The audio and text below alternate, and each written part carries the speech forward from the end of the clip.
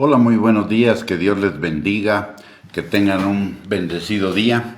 Y hoy vamos a seguir compartiendo acerca del Salmo 23, en el pasaje de Salmo 23, 6, donde la palabra de Dios nos dice que el bien y la misericordia nos seguirán todos los días de nuestra vida.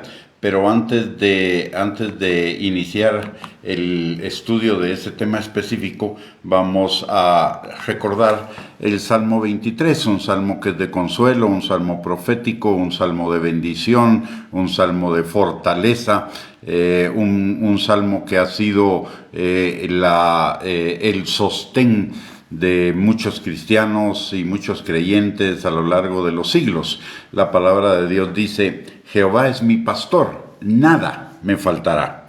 En lugares de delicados pastos me hará descansar. Junto a aguas de reposo me pastoreará. Confortará mi alma, me guiará por sendas de justicia por amor de su nombre. Aunque ande en valle de sombra de muerte, no temeré mal alguno. Su vara y su cayado me infundirán aliento. Aderezas mesa delante de mí en presencia de mis angustiadores.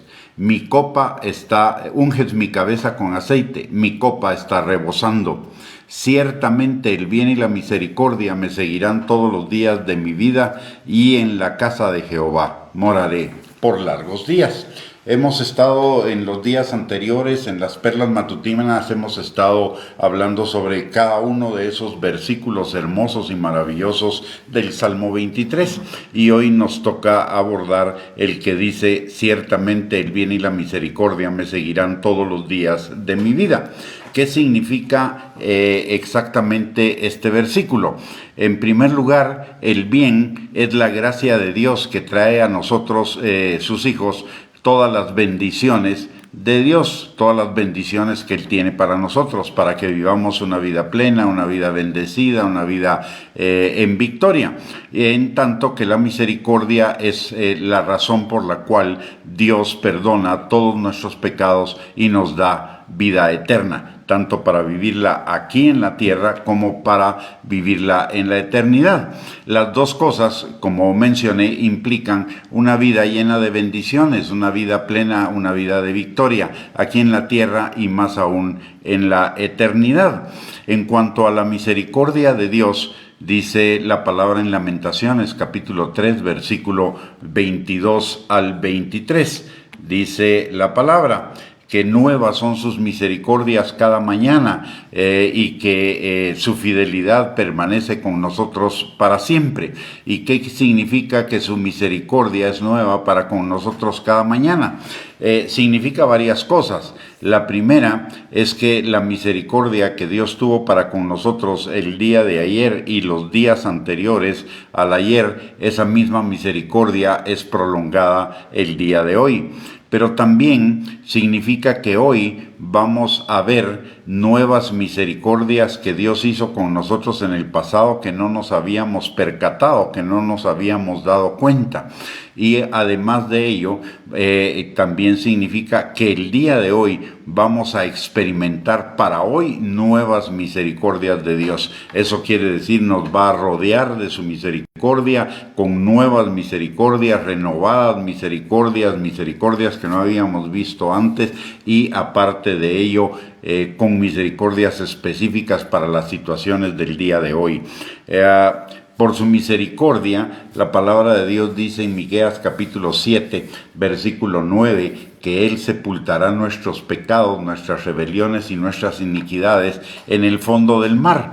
Y eso significa que nadie más podrá recordar o ver o saber esos pecados, esas rebeliones y esas iniquidades que Dios nos perdonó. ¿Por qué razón?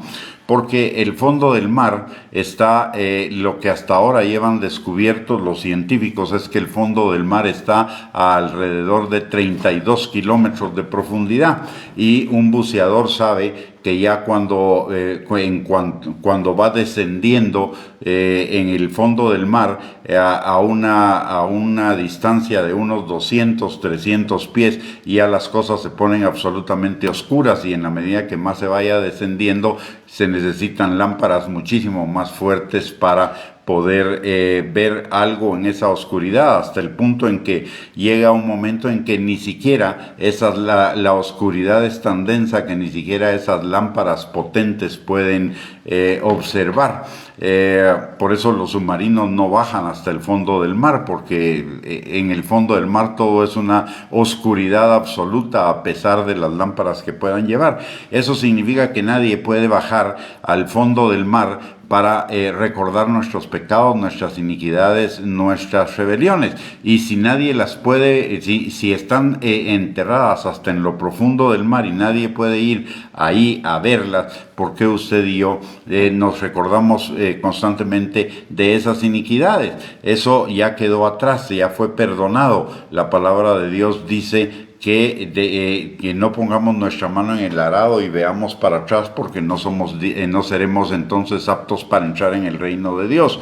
Lo pasado ya se quedó en el pasado, Dios lo perdonó, Dios lo limpió, Dios ya lo ocultó en el fondo del mar, así que podemos seguir hacia adelante. Si las demás personas recuerdan, ese es su problema, no es el problema nuestro. Delante del Señor, que es de quien verdaderamente dependen nuestras vidas, usted y yo ya fuimos perdonados y nuestros pecados ya fueron ocultados en el fondo del mar. Y por si eso fuera poco, en el Salmo 103, en el versículo 12, la palabra dice que Él hará alejar de nosotros nuestras rebeliones, tanto como está lejos el oriente del occidente.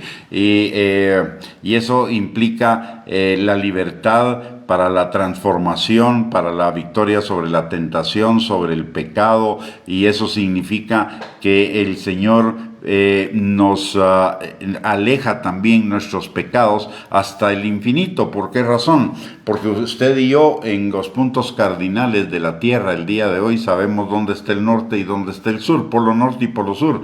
Pero ¿dónde comienza el occidente y dónde comienza el oriente? No hay un punto de referencia, y eso quiere decir que nunca se encuentran, nunca se acercan. Y eso implica lo mismo que dice Miqueas 7:9, que nuestros pecados fueron totalmente olvidados por Dios. Y en Hebreos 10:17, por si fuera poco, la palabra de Dios dice que Él nunca más se acordará de nuestros pecados y de nuestras transgresiones. Eso quiere decir que podemos vivir libre de culpa, libre de condenación, libre de acusación, libre de juicio, y además libre de pecado, libre de rebeliones, libre de iniquidades y libre de tentación y pecado.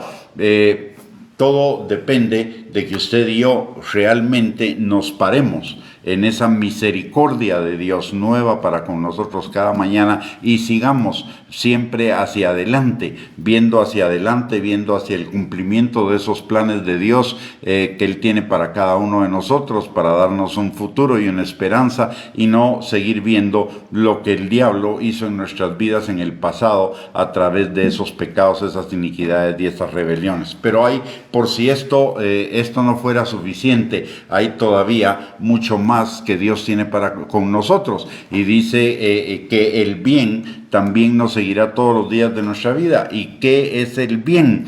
Hay un pasaje en la palabra en Efesios capítulo 1, versículo del 3 al 14, que nos hace un pequeño resumen de lo que significa el bien de Dios. El bien es su gracia, y dice la palabra en Efesios 1:3: bendito sea el Dios y Padre de nuestro Señor Jesucristo, que nos bendijo con toda bendición espiritual en los lugares celestiales en Cristo, según nos escogió en Él antes de la fundación del mundo, para que fuésemos santos y sin mancha delante de Él, en amor, habiéndonos predestinado para ser adoptados hijos suyos por medio de Jesucristo, según el puro afecto de su voluntad, para alabanza de la gloria de su gracia, con la cual nos hizo aceptos en el amado, en quien tenemos redención por su sangre, el perdón de pecados, según las riquezas de su gracia, que hizo sobreabundar para con nosotros en toda sabiduría e inteligencia, dándonos a conocer el misterio de su voluntad, según su beneplácito, el cual se había propuesto en sí mismo de reunir todas las cosas en Cristo, en la dispensación del cumplimiento de los tiempos, así las que están en los cielos como las que están están en la tierra. En él asimismo tuvimos herencia, habiendo sido predestinados conforme al propósito del que hace todas las cosas según el designio de su voluntad, a fin de que seamos para alabanza de su gloria nosotros los que primeramente esperábamos en Cristo. En él también vosotros, habiendo oído la palabra de verdad, el evangelio de vuestra salvación, y habiendo creído en él, fuisteis sellados con el Espíritu Santo de la promesa, que es las arras de nuestra herencia hasta la redención de la posesión adquirida para alabanza de su gloria. ¿Y qué es lo que el Padre nos está diciendo en estos pasajes en resumen? En Efesios 1:3, que somos bendecidos con toda bendición espiritual en los lugares celestiales en Cristo. Y eso significa ya en el cielo están determinadas nuestras bendiciones. Por eso la palabra dice que Jehová es mi pastor y nada me faltará. En el momento preciso, Él hará manifestar esas bendiciones con las que ya nos bendijo en lo espiritual, las hará manifiestas en lo natural.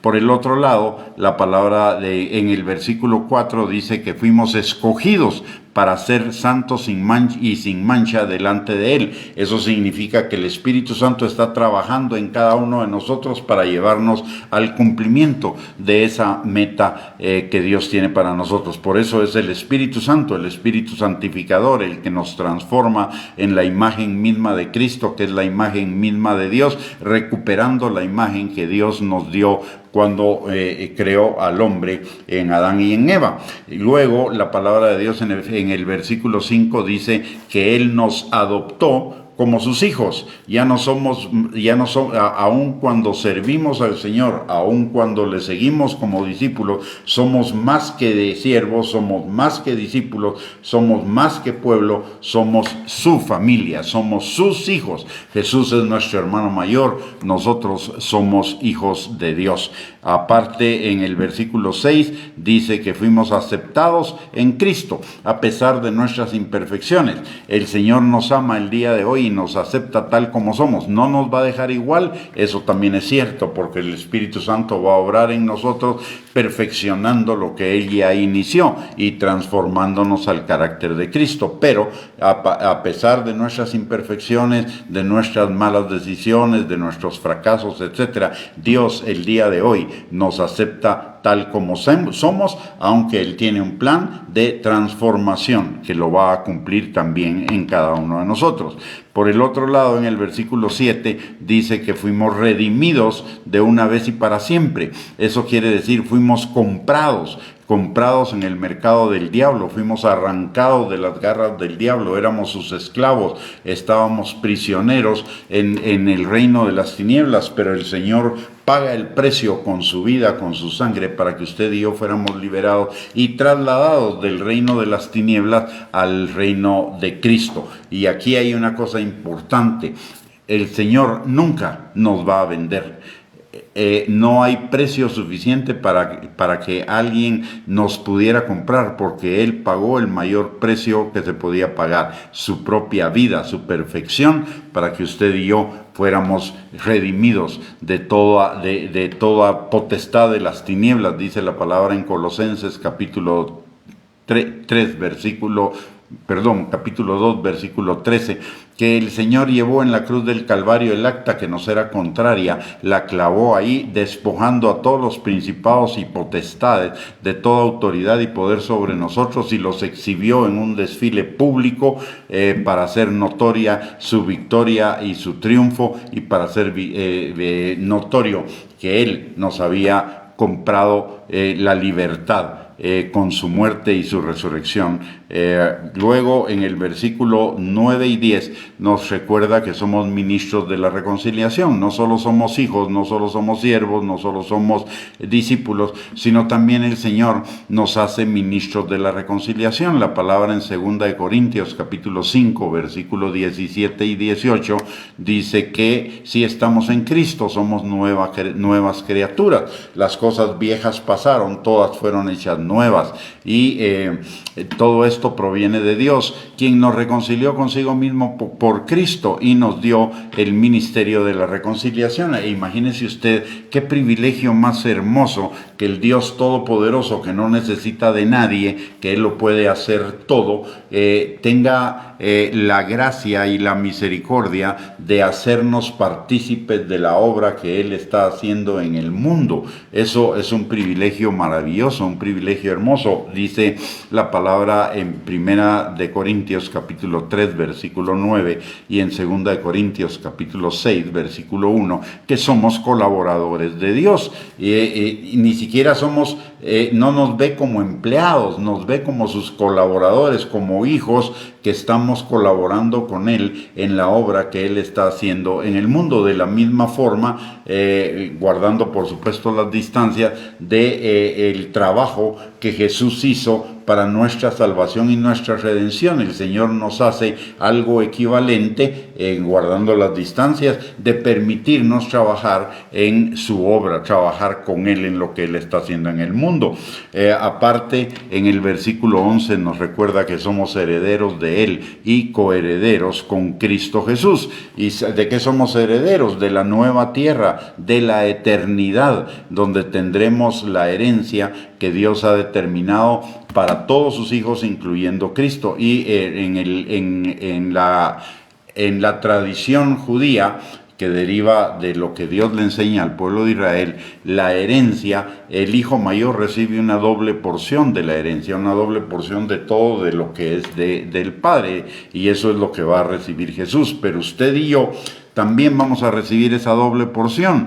¿Por qué? Porque si bien no somos los hijos unigénitos, somos, dice la palabra, que usted y yo fuimos inscritos en la congregación de los primogénitos, y eso implica una doble porción de la herencia para cada uno de nosotros, como si fuéramos los hijos primogénitos. Y finalmente, en Efesios 1, 13 al 14, el Señor nos da la seguridad eterna de nuestra salvación y la garantía de nuestra perseverancia en Él, cuando dice que fuimos sellados con el Espíritu Santo como garantía de nuestra redención eterna.